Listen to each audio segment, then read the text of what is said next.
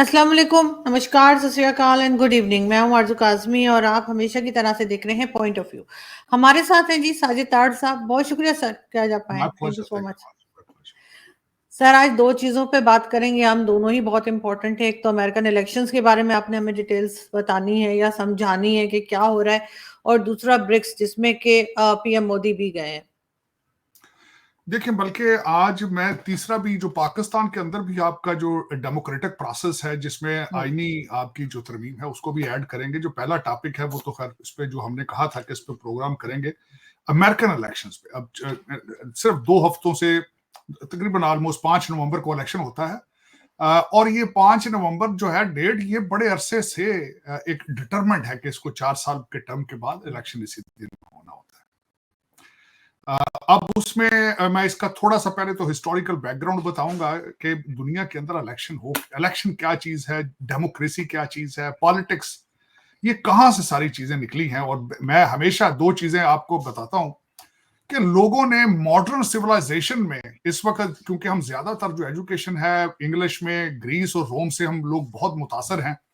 और सबसे बड़ी चीज जो हम इसको इग्नोर कर जाते हैं आरजू, वो हमारे अपने रीजन को इग्नोर किया जाता है।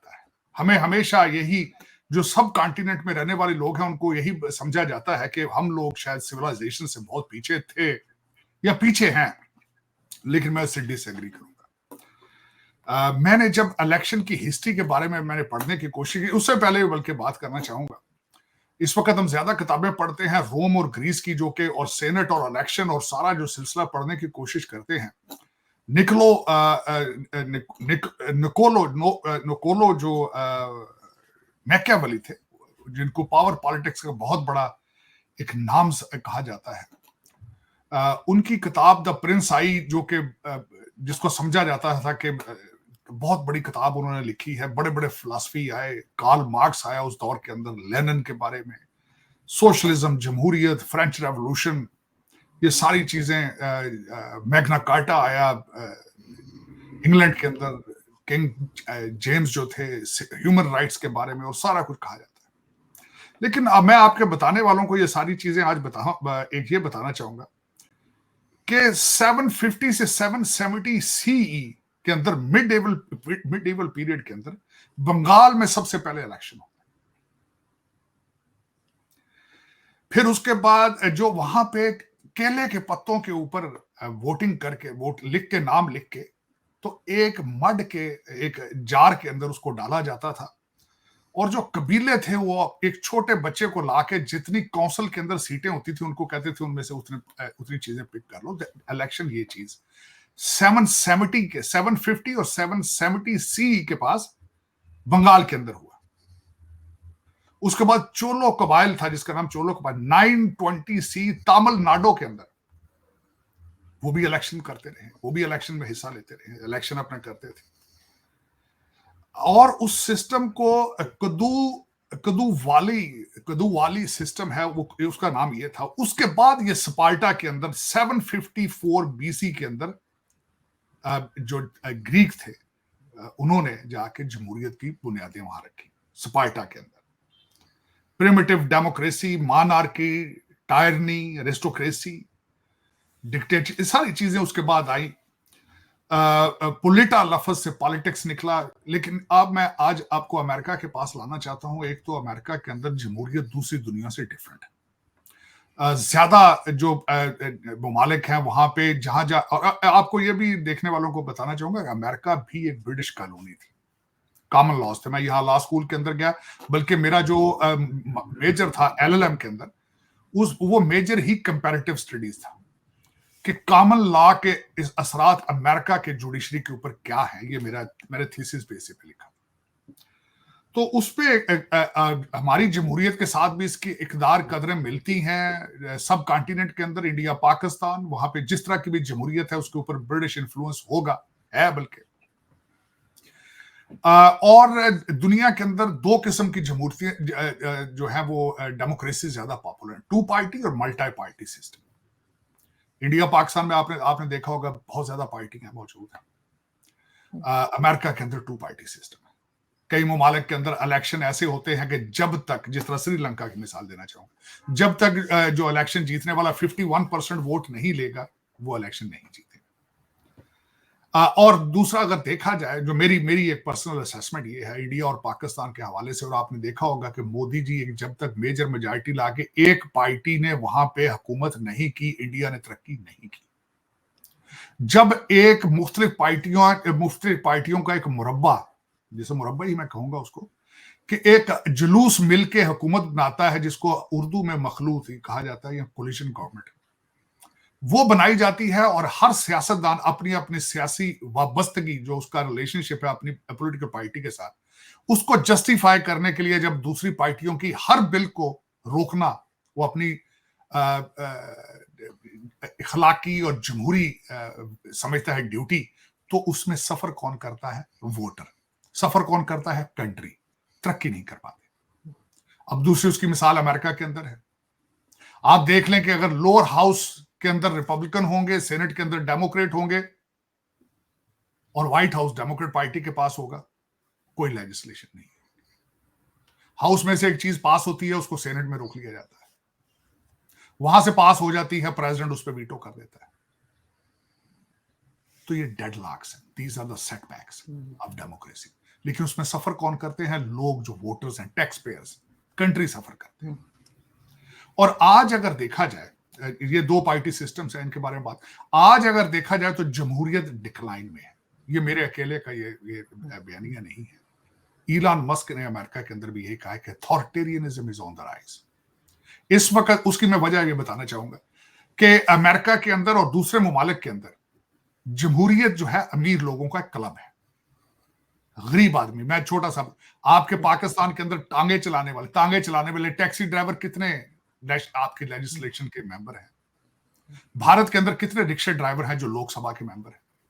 हालांकि शहरी तो वो भी हैं, मसाइल तो उनको भी, लेकिन उनकी रिप्रेजेंटेशन कौन कर रहा है? जिनके बारे में 76 में कहा जाता था टैक्सेशन विदाउट रिप्रेजेंटेशन। वो यहां ये वजह ये बनी थी कि यहां पे ब्रिटिश कॉलोनी थी, और यहां से टैक्सेस लेकर सारे ब्रिटिश इंग्लैंड ले जाते थे। तो अमेरिकन ने स्लोगन ये रखा था, टैक्सेशन विदाउट रिप्रेजेंटेशन। आज भी लोअर मिडिल क्लास और गरीब तबके की कोई रिप्रेजेंटेशन इस सिस्टम के अंदर मौजूद नहीं है। क्योंकि क्या है, अमेरिका के अंदर इसको कहा जाता है स्पेशल इंटरेस्ट। बड़ी बड़ी कॉर्पोरेशनें हैं, वो अपने मुफाद, अपने मर्जी की लेजिस्लेशन के लिए कांग्रेसमैन और सेनेटर्स को, उनको पैक बना के, आजकल बड़े बड़े टर्मिनल निकाल लिए, पैक बना लिए, चंदे देते हैं, मर्जी की लेजिस्लेशन कराते हैं। अब मुझे ये बताएं, टैक्सी ड्राइवरों का कौन सा पैक है? वो कौन सी लॉबी हायर करके अपने इंटरेस्ट को प्रोटेक्ट कर रहे हैं? उनकी रिप्रेजेंटेशन कौन है? उनको कौन रिप्रेजेंट कर रहा है? उनके इंटरेस्ट को कौन दे रहा है? कोई भी नहीं। इस वक्त ऊबर ड्राइवर्स को कौन रिप्रेजेंट कर रहा है? आपके वहां पे क्या वो सबसे बड़ा जो भारत के अंदर है, क्या टोमेटो या क्या है जो सबसे बड़ी, उनके ड्राइवरों को उनका मुफाद कौन प्रोटेक्ट कर रहा है? कोई नहीं। अब अमेरिका के अंदर वाशिंगटन डीसी की जो वाशिंगटन डीसी जिसको फेडरल एरिया कहा जाता है, उनकी नंबर प्लेटों पे आज भी लिखा हुआ है यही कि टैक्सेशन विदाउट रिप्रेजेंटेशन, क्योंकि वो फेडरल एरिया है, वहां पे उनको वोटिंग राइट्स नहीं है जो वहां के कांग्रेसमैन होते हैं, क्योंकि वो स्टेट नहीं, वो अपनी स्टेटहुड के लिए फाइट कर रहे हैं। अब इससे आगे चलते हैं, दूसरी थ्रेट्स इसको क्या है? एक तो आपको मैंने स्पेशल इंटरेस्ट बता दिया है, पैसे वाले लोग हैं। इस वक्त अमेरिका के अंदर आपको कांग्रेसमैन बनने के लिए $5 से $6 मिलियन चाहिए होता है। वो 5 से 6 मिलियन डॉलर वो कहां से लाता है? वो जहां से वो 5 या 6 मिलियन डॉलर उसको मिलता है, वो उसी का मुलाजिम बन के रह जाता है, वो सिर्फ उसी को सर्व करता है। वो कौन होते हैं? स्पेशल इंटरेस्ट होता है, बड़ी बड़ी कॉर्पोरेशन होती है। इससे आगे चलते हैं, दूसरी सबसे बड़ी थ्रेट इस वक्त सोशल मीडिया है। किसी खबर को वेरीफाई किए बगैर जिस बच्चे के हाथ के अंदर स्मार्टफोन मौजूद है वो जर्नलिस्ट है, और जो जिन लोगों ने जर्नलिज्म करना था वो कॉर्पोरेशनें बन चुके हैं। अब दुनिया में दूसरा रवाज ये चला है कि हर करप्ट आदमी जो बिजनेसमैन है उसने एक एक दो चैनल बना लिए, वो उनके जरिए अपने आप को, अपने इंटरेस्ट को प्रोटेक्ट करता है। करता क्या है? जमहूरियत की धज्जियां उड़ाता है। सियासतदान उनसे डरते हैं, और उसको कहा जाता है कि मीडिया एंटरप्राइज। इस वक्त फॉक्स कुछ बोलता है, CNN कुछ बोलता है। दूसरी सबसे बड़ी थ्रेट इसकी ये है। अब इसके बाद चलते हैं, आगे चलते हैं कि एक तो स्पेशल इंटरेस्ट बता दिया। फिर उसके बाद एक और चीज है कि जब अथॉरिटेरियनिज्म राइज पे आया है तो दो चीजें हुई हैं, दो खतरात एक मौजूद हैं। एक सियासतदान जो कि कहते हैं सेनेटर इब्ने सेनेटर हैं, हर कंट्री के अंदर मौजूद हैं, जहां पे आप जमहूरियत की हालात देख लें।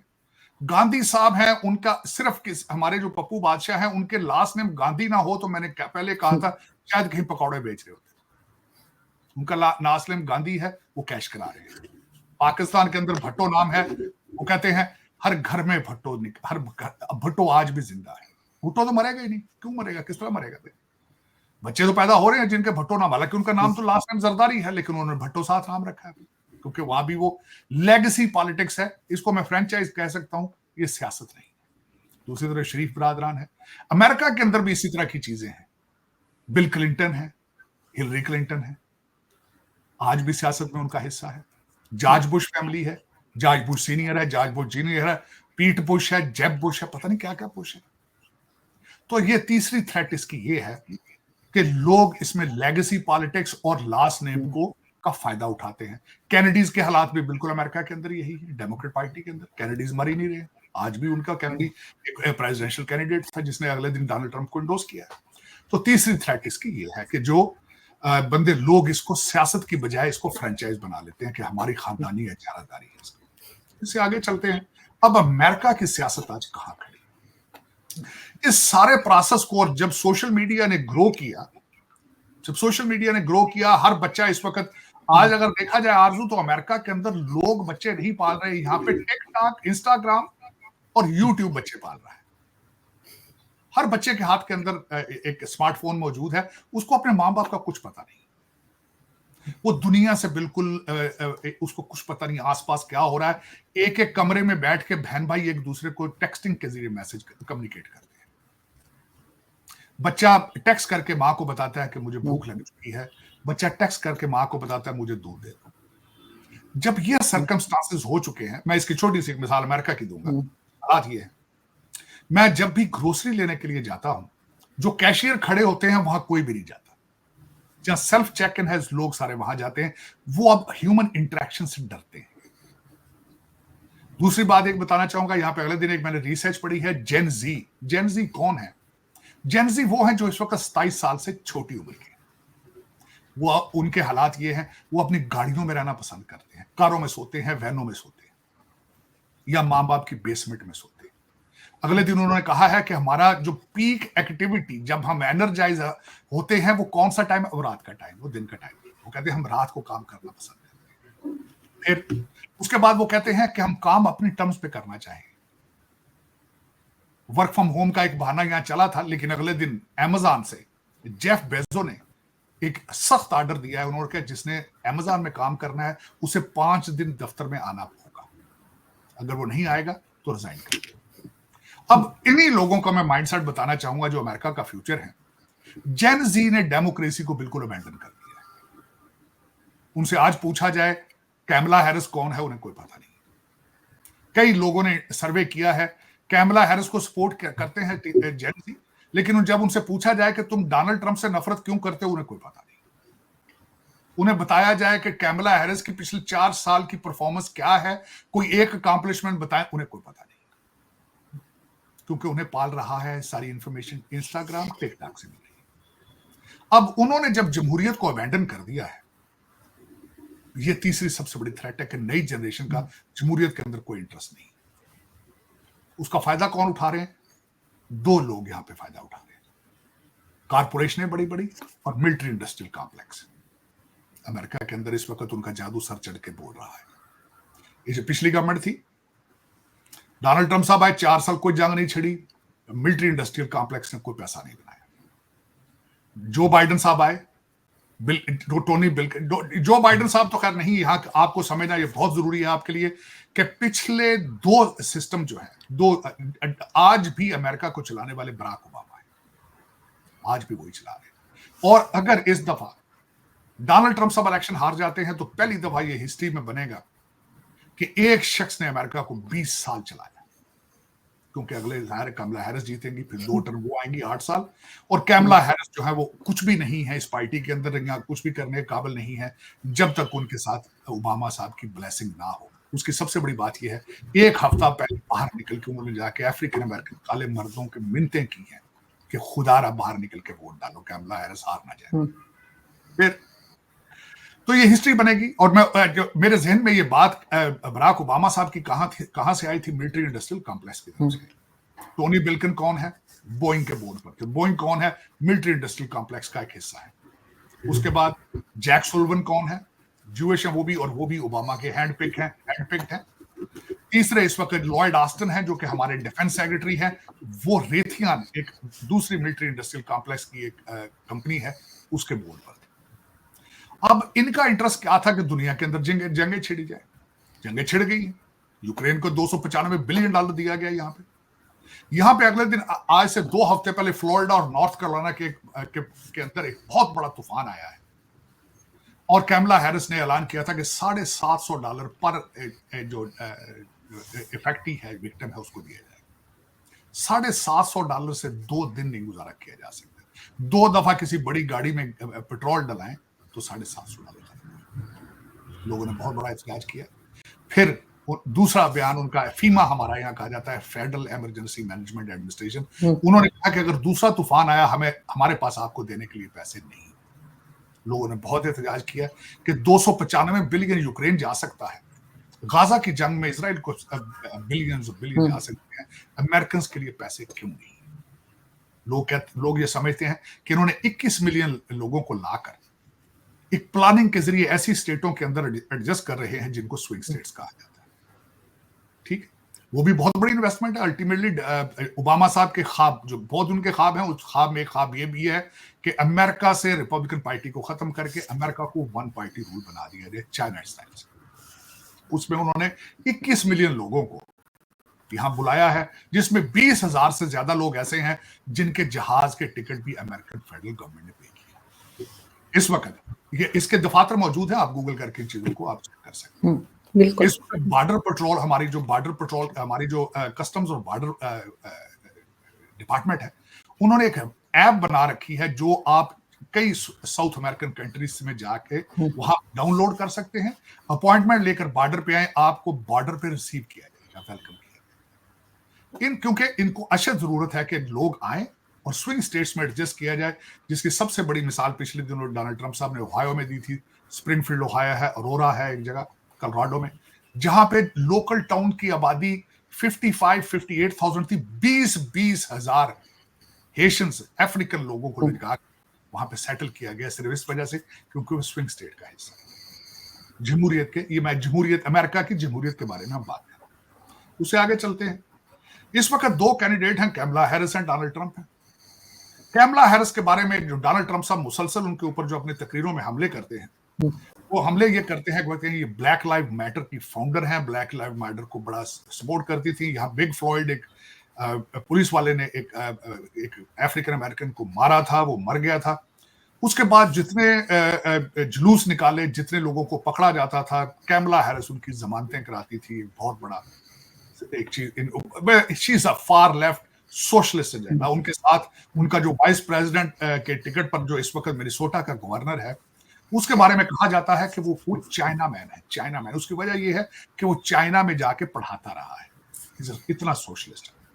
फिर यहां से बच्चों के टूर लेके जाता था चाइना में समर के दौरान। चाइना के अंदर लोग समझते थे ये CIA का प्लांटेड है, यहां पे उसके बारे में एहतजाज, लोग समझते हैं शायद ये चाइना का एजेंट। इस तरह इस वक्त America is moving towards socialism, इस स्पीड पे जा रहा है। अब दूसरी तरफ डोनाल्ड ट्रंप साहब क्या है? मैं डोनाल्ड ट्रंप साहब के साथ 2016 से काम कर रहा हूं। डोनाल्ड ट्रंप साहब एक ऐसी शख्सियत है जिनके पास सियासत का कोई तजर्बा नहीं, ना ही वो पॉलिटिशियन है। अब उसकी मैं मिसालें इस तरह देना चाहूंगा। जो सियासतदान होते हैं, जो मंझे हुए सियासतदान, जिनको मंझे हुए सियासतदान नहीं, जो प्रोफेशनल क्रोक टाइप सियासतदान होते हैं, वो कौन होते हैं? उनके साथ 6-6 लोग बच्चे होते हैं आईवी लीग स्कूलों के, जो हर लफ्ज के मतलब निकाल के उनको बताते हैं कि आज आपने इस तरह के कपड़े पहनने हैं और बोलना ये है। आपके साथ सामने लोग इस तरह के खड़े होंगे तो आपके अल्फाज इस तरह के होंगे। Donald Trump nothing to do. 2016 से वो फौरन जो बोलते हैं, जो उनके मुंह में आता है, निकाल लेते हैं। लोग उनके मिन्नतें करते रहे ट्वीट ना करें, उन्होंने ट्वीट बंद नहीं किया, हालांकि उनका ट्विटर अकाउंट सीज कर दिया गया। बल्कि मैं ये यहां तक बात करूंगा कि तालिबान का अकाउंट ट्विटर चल रहा था, हमास हिजबुल्लाह के ट्विटर अकाउंट ठीक थे, लेकिन अमेरिका के अपने प्रेसिडेंट का अकाउंट बंद कर दिया। सेंसरशिप के हालात ये। से आगे चलते हैं, क्यों बने डोनाल्ड ट्रंप साहब सदर, वो भी बता देते। जब यहां पे बराक ओबामा इलेक्ट हुए, किस तरह हुए, एक खास स्कीम और माइंडसेट के जरिए उनको प्रेसिडेंट बनाया गया ताकि दुनिया को बताया जा सके कि this is how liberal we are. हमारी टॉलरेंस के हालात देखें कि स्लेवरी जहां पे, यहां अफ्रीकन अमेरिकन जो कि अमेरिका की आबादी का सिर्फ 14% है, 12 से 14%, वहां से हम एक इंसान को हमने पिक करके अफ्रीकन अमेरिकन को सदर बना दिया। बहुत बड़ा इवेंट था, बहुत बड़ा। मैंने खुद सेलिब्रेट किया क्योंकि मैं खुद कौन सा फ्रेंच हूं, लेकिन उन्होंने 8 साल क्या किया। उनको एक शौक था, जुनून की हद तक, कि अमेरिका का हर बड़ा डिपार्टमेंट जो है उसको चलाने के लिए अफ्रीकन अमेरिकन होना चाहिए। जब उन्होंने 8 साल इस चीज को प्रैक्टिस किया, स्नब किया उन्होंने मेजॉरिटी को, जब आपका कलर और सेक्सुअल प्रेफरेंस मेरिट बन जाए, उन्होंने मेरिट की धज्जियां उड़ाई। इस सारी चीज आज जो अमेरिकन बच्चे अमेरिका के झंडे जलाकर हमास के झंडे लहरा रहे हैं और नारे लगा रहे हैं कि we hate America, we love Hamas, ये गूगल करके चेक करें। यहाँ पे कोलंबिया यूनिवर्सिटी ने उसकी आगाज किया है और आज वो जादू भी सर चढ़ के बोल रहा है। लेकिन इसके फाउंडर कौन है? Barack Hussein Obama. इन्होंने हर अमेरिकन बच्चे को यह बताया है कि America word is racist, American flag is racist, American national anthem is racist, word White House is racist. इस वक्त हर अमेरिकन बच्चा स्कूलों के अंदर कह रहा है कि वी हेट अमेरिका। इसके founder Barack Hussein Obama. Google page पे मैं आपको मिसाल दूंगा, 2000 जब मिशेल ओबामा व्हाइट हाउस गई थी, उन्होंने पहले इंटरव्यू में कहा था कि आज मैं अमेरिका में व्हाइट हाउस में I am not a proud American. White house में बैठ के अमेरिका के मुंह पे ऊपर थप्पड़ मारना, पहला थप्पड़ मिशेल ओबामा ने मारा। उससे आगे चलते हैं कि आज अब इलेक्शन की इस जगह पहुंच चुके हैं कि अभी रिसेंट सूरत हाल ये है। मैं अब ये बताना चाहूंगा कि आज के जब सुबह इसके बारे में रिसर्च कर रहा था, तो इन्होंने कहा था कि 2016 में हमारे पोल गलत हुए थे। पोल्स के हिसाब से हमने कहा था कि हिलरी जीत जाएगी, लेकिन रात को डोनाल्ड ट्रंप जीत। तो मैंने जब वो ये आर्टिकल पढ़ रहा था, आपके बताने वालों को चाहूंगा कि पोल भी एक गोरख धंधा है, एग्जिट पोल और पोल देखने की बात, उसमें टेक्निकल चीज होती है कि पोल कराने वाला कौन है और उसमें जो जिन लोगों से राय पूछी जा रही है वो कितना बड़ा ग्रुप है जिससे राय पूछी जा रही है और वो सिलेक्ट कहां से किए गए। एक फ्रॉड है। अब उसमें मैं एक सियासतदान जो है, बहुत बड़ा सियासतदान अमेरिका में, is a very good friend of mine, senator है, उससे मेरी आज से 1 महीना पहले सिटिंग हुई और वो हार्वर्ड से पढ़े हुए, ही इज अ लॉयर, वकील, सेनेटर, आज भी सिटिंग सेनेटर। मैंने उनसे क्वेश्चन किया था कि what is the future of democracy. उसने बड़ा खूबसूरत जवाब दिया। उसने कहा एस्टेब्लिशमेंट अपना इन्फ्लुएंस इस्तेमाल करेगी, फ्रॉड लगाएगी, अगर मार्जिन कम हो। अगर पोल 19-20 का होगा तो वो अपनी मर्जी का बंदा ले आएंगे। अगर एक मैसिव सपोर्ट होगी तो एस्टेब्लिशमेंट पीछे हट जाएगी, डर के फिर फ्रॉड नहीं करेगी। This is what the state of democracy today. आज अगर देखा जाए, मैं अभी भी ट्रैवल कर रहा हूं डोनाल्ड ट्रंप साहब की रैलीज में, आज भी जमे गफीर है। लोग 2-2 दिन पहले आके लाइनों में लग जाते हैं, लेकिन मैं घर आके जब CNN देखता हूं तो उसमें वो कैमला हैरिस का पोल आके होता है। आज अगर देखा जाए, मैं ये कन्विंसिंग पॉइंट, मैं इसमें अपने सपोर्टिंग आर्गूमेंट ये दूंगा, आरजू, आज अगर देखा जाए सारी दुनिया जल रही है। अमेरिका के अंदर तेल इतना महंगा है। आप सबसे बड़ी बात, पेट्रोल क्या चीज होती है, आपकी हर चीज, आपका दूध, डबल रोटी, अंडे, हर चीज ट्रेवल करके आती है, तेल के ऊपर आती है पेट्रोल। जहां पेट्रोल महंगा होगा, इन्फ्लेशन आ जाएगा। आज अमेरिका के अंदर जो बाइडेन बाबा जी ने ड्रिलिंग बंद करा दी थी और सारा तेल मिडल ईस्ट से आ रहा है। तेल महंगा हो चुका है, कई स्टेटों के अंदर $7 का गैलन है। लोग इन्फ्लेशन से पागल हो चुके हैं। उसके बाद सप्लाई चेन अभी तक कोविड के बाद रिस्टोर नहीं हुई है।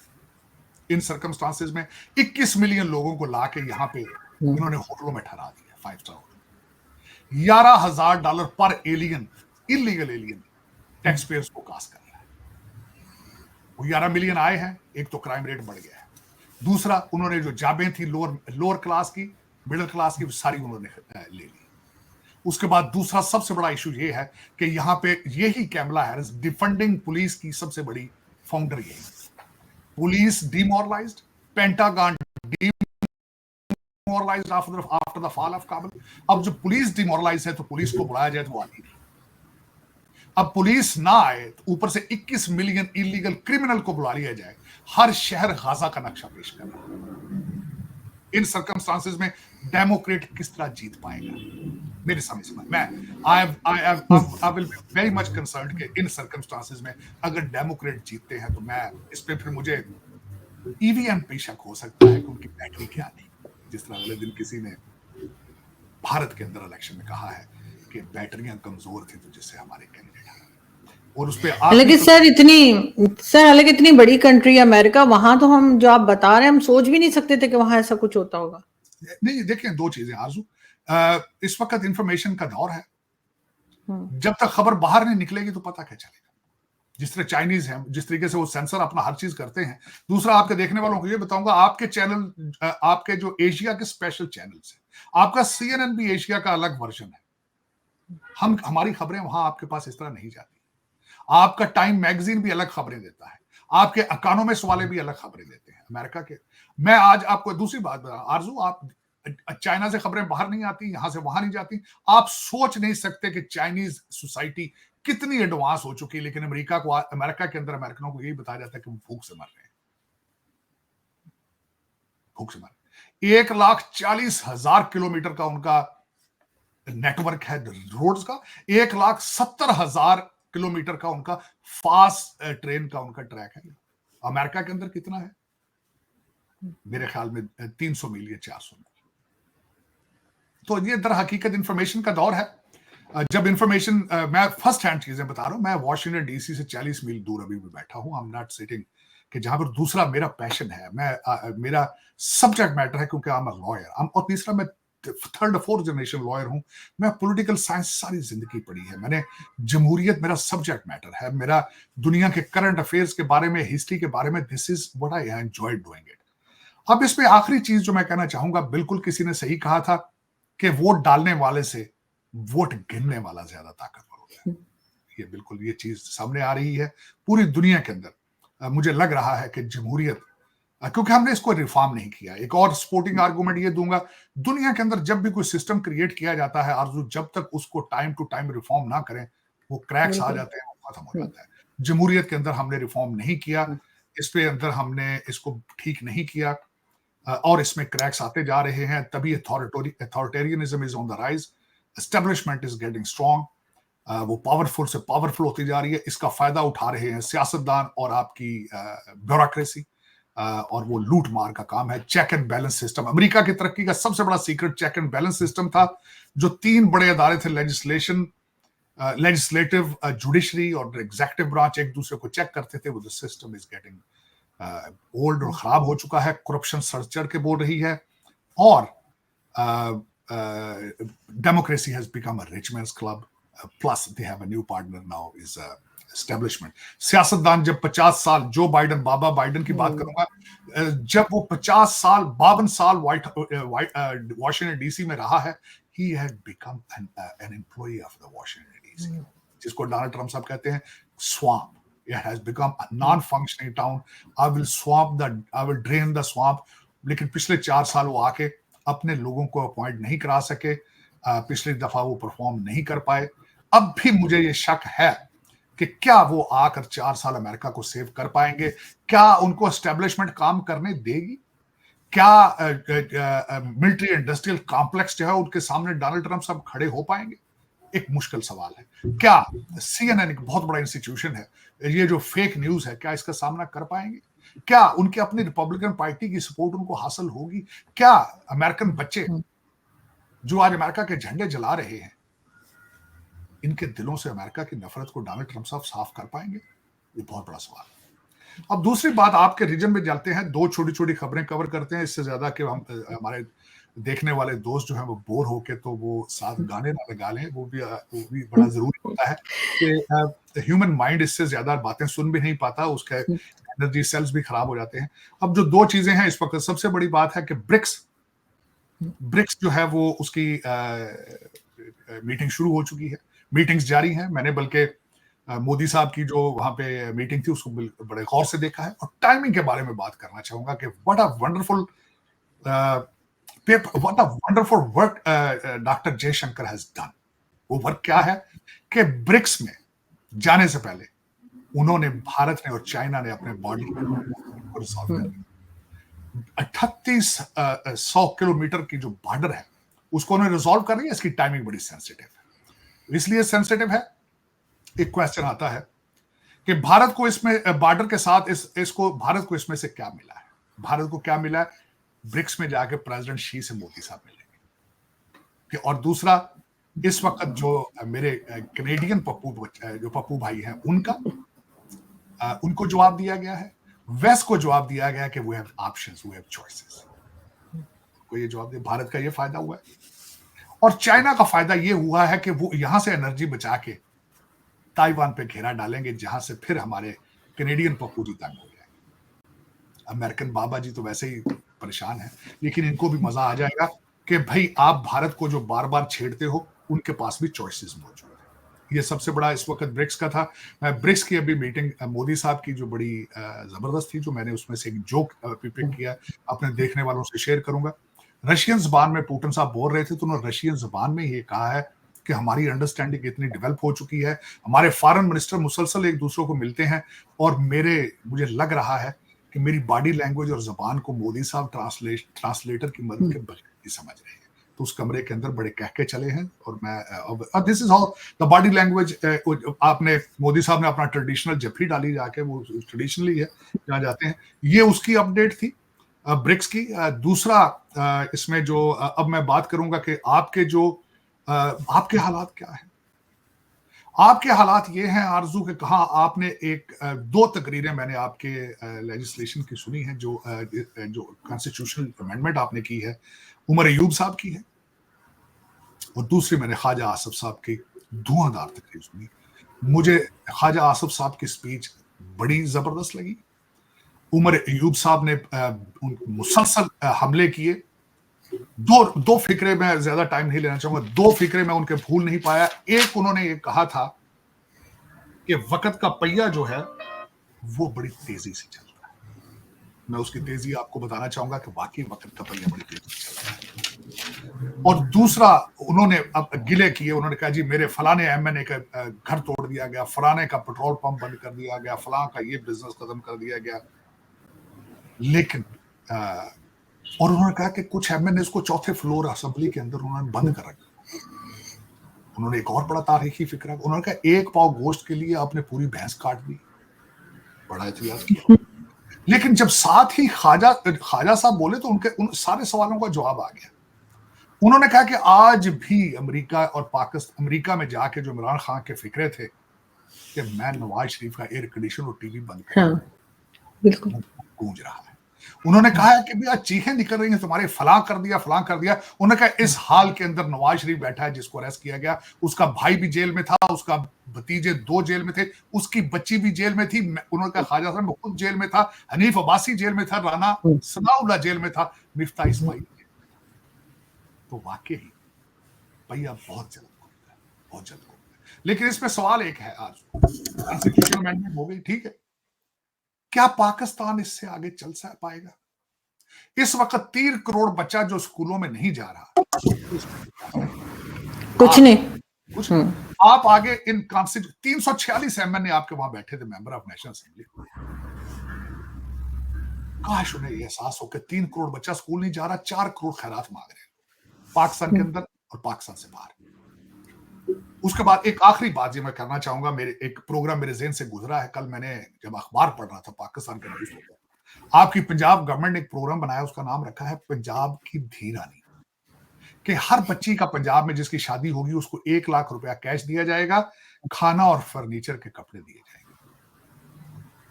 साथ ही मुझे, मेरी नजर से आपकी टाटा के एक प्रोग्राम मेरे ज़हन से गुजरा है, क्योंकि आजकल मैं रतन टाटा की वजह से टाटा पे ज्यादा फोकस करता हूं। टाटा के अंदर इस वक्त फैक्ट्रियां हैं, और वहां पे 2 एसयूवीज जो बनाने के लिए सिर्फ और सिर्फ खवातीन, सिर्फ औरतें बनाती हैं। 1 लाख रुपया बिल्कुल देना, आपका क्या ख्याल है? 1 लाख एक कुंबे के लिए, एक औरत के लिए कितने दिन चलेगा? आप उनको परमानेंट कोई सॉल्यूशन क्यों नहीं देते? बिल्कुल। आसपास दुनिया कर रही है। डॉक्टर यूनुस ने माइक्रो फाइनेंसिंग की थी, जिसका सबसे ज्यादा फायदा बांग्लादेशी औरतों ने उठाया था। उसने उसी की बेस के ऊपर नोबेल प्राइज लिया और आज बांग्लादेश को चला रहा है। आप 1 लाख रुपया रिश्वत दे रहे हैं उनको वोट खरीदने के लिए। जब 1 लाख रुपया खत्म हो जाएगा फिर क्या होगा? क्यों नहीं ये 346 MNA और आपके चलाने वाले इन चीजों पे जोर देते? क्या वजह है?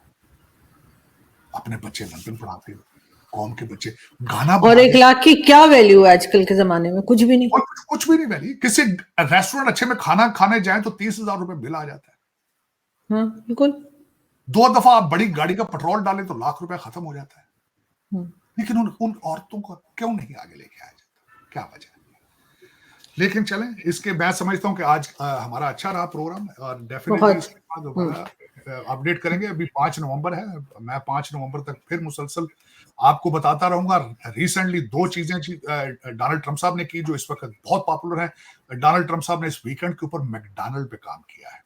दूसरा, मैकडॉनल्ड की 2012 में डोनाल्ड ट्रंप साहब ने मैकडॉनल्ड की एक एड में काम किया था और डोनाल्ड ट्रंप साहब मशहूर थे कि व्हाइट हाउस में अपने मेहमानों को भी कई दफा क्वार्टर पाउंडर बर्गर मंगा के सर्व करते थे। फ्रेंच फ्राइज उन्होंने सर्व की और उन्होंने कहा कि कैमला हैरिस झूठ बोलती थी। अब मैंने आज कैमला हैरिस से 15 मिनट ज्यादा काम किया है। दूसरी तरफ बात यह थी कि कैमला हैरिस की 60th बर्थडे थी, जिस पे उन्होंने स्टीवी वंडर का गाना लगा के उसको सेलिब्रेट किया है। वहां से निकली हैं तो एल शार्पटन एक न्यूयॉर्क के एक हैं लीडर हैं सियासी, उनको उन्होंने इंटरव्यू दिया है। एक दूसरे के ऊपर ताबड़ताड़ हमले कर रहे हैं, मुसलसल हमले कर रहे हैं। स्विंग स्टेटों के अंदर इस वक्त सबसे ज्यादा शोर देखा जा रहा है क्योंकि इलेक्शन वहीं पे होगा ज्यादा से ज्यादा। अगली दफा हम आएंगे तो आपको एक काउंटी, विस्कॉन्सिन की एक काउंटी है जिसके बारे में ये मशहूर है कि वो हमेशा प्रेसिडेंट का डिसीजन होता है वहां से। उस काउंटी के बारे में मशहूर है कि वो उस काउंटी को जो जीतेगा वो विस्कॉन्सिन जीतेगा। Wisconsin is a crucial state this time. अगले प्रोग्राम में उसको डिस्कस करेंगे। बिल्कुल ऐसा ही है सर, और हम बिल्कुल चाहेंगे कि अगले प्रोग्राम में हम दोबारा जो है जो अपडेट्स होंगी इलेक्शंस की उस पर जरूर बात करें, इसलिए कि आप जिस तरह से समझाते हैं वो लोगों को बहुत पसंद है और हम चाहते हैं कि हम लोग भी समझ सकें कि अमेरिकन इलेक्शंस में क्या हो रहा है। बहुत शुक्रिया। तीसरा, नवरात्रि की मुबारकें देनी थी, दिवाली आने वाली, तैयारियां हैं। मेरे पास इनविटेशन है कई दोस्तों की, यहाँ वर्जीनिया के, मैरीलैंड के कई मंदिरों में मैं जाऊंगा, सेलिब्रेट करूंगा। सबको बधाइयां मेरी तरफ से। अल्लाह। बिल्कुल ऐसा ही है। Thank you sir, thank you.